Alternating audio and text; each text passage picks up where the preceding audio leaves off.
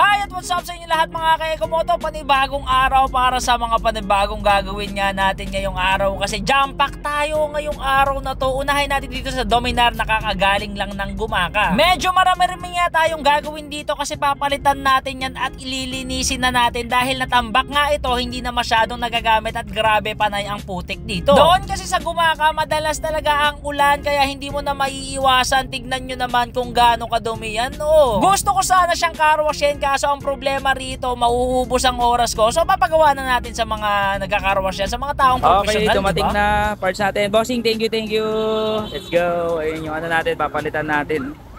Thank you. Bossing, thank you po. Bye-bye po. At ayan naman, kitang-kita oh. Natanggal na yung dumi-dumi niya. Medyo kuminis na rin siya pero nandyan pa rin talaga yung bakbak niya dahil napabayaan ito ni Bossing. Kaya paalala sa mga may motor dyan, gamitin nyo dahil mapapasama pa yung unit nyo kapag hindi nyo ginamit. Pag-uwi nga natin ay may nagpa-reserve na nitong CBR 650R at i-deliver nga natin to sa Bulacan. Syempre, kailangan natin siya i-video call at ipakita yung condition ng unit. Para naman pagka-deliver natin is okay na, di ba? And ilang ano na to, 3 days ata, 4 days before ko na pa-start. Yun, one click. Alright, so last two, yun na lang.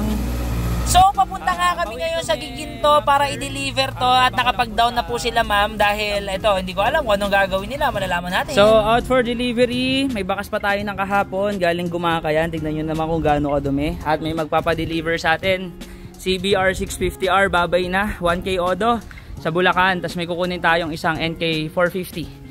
So, sama natin si Tropang Pong. Ayan si Pong. Buti na nga lang at may makakasama tayong tropa para hindi tayo mahassle, di ba? Pagpunta doon kasi medyo mainit ngayon at grabe ang traffic. Kaya naman, tara, samahan nyo ako. Touchdown sa ano tayo?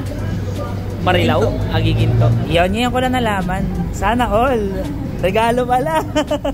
So pagising daw ng girlfriend, ay boyfriend ni ma'am, ibibigay itong CBR natin. Grabe. Kala ko yung sinali dun sa GC, yun yung bibili, yung nakakausap ko. Hindi pala. So sinetap niya na regaluhan nyo. Okay. Sana all. Ayan. So re-regalo pala to. Nung nalaman ko nga ireregalo to, talaga namang natuwa talaga ako kasi grabe, solid Sir, to. hello po. What's up dyan? May shoutout dyan ba bossing? Shoutout sa mga Team Bulacan. Team Bulacan. Alright. Bossing, ikaw? Alam mo, ma'am, ikaw? Kay Jowa?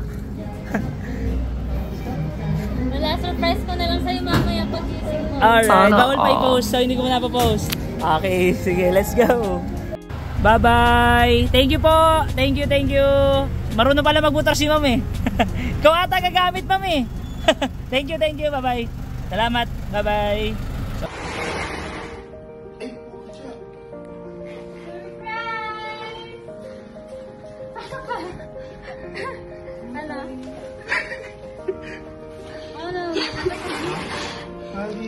Tingnan mo.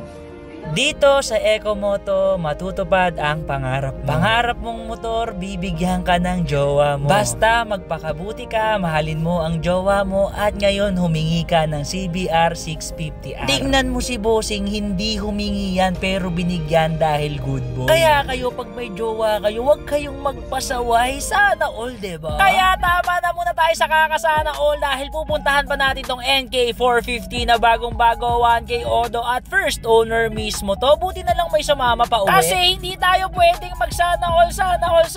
Kailangan nating magbanat ng buto. Kaya ayan, tingnan nyo naman si Pong. Banat na banat buto niya. Wala pang anak yan, pero tatlo trabaho niya. Ayan, napagtripan pa yung tropa. Pero yun lang mga ka-Ecomoto. Sana lahat tayo magka-big bike soon. Galingan natin sa buhay at kita-kit sa taas mga ka-Ecomoto. Let's go!